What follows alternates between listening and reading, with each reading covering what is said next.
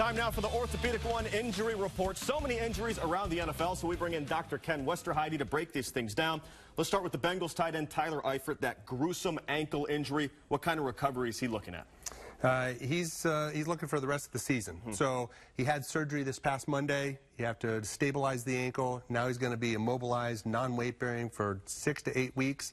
And then he's going to have to really go through the rehab, working on range of motion, swelling, strengthening, and then another couple months to be able to run and cut.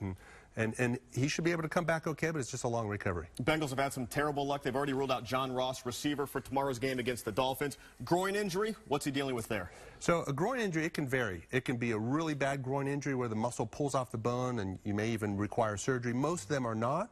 Most of them are certain sprains that require some rest and slow get back, and that's why most groins are, it's a week-to-week recovery, because you rest them for a week and then you try to get back, and it just depends on how they feel, if they need to be a week longer of recovery before they can really test it. Former Buckeye Billy Price has had a terrible injury year. He's in a walking boot for at least 2 more weeks. Good news, he avoided surgery, but going to take a while to get back from this? Yeah, the details, whether he had a bony injury, a bony bruise, or a ligament injury. You've all heard of Liz Frank injuries of the foot. Terrible injuries sometimes require surgery.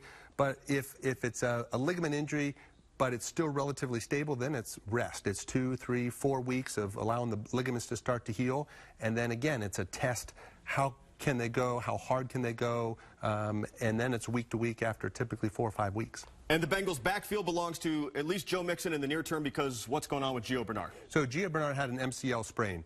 And so an MCL can be anywhere from a grade 1, grade 2, or grade 3 MCL. Grade 3 MCLs we typically have to do surgery on. Grade 1 and 2, it's much similar to the groin.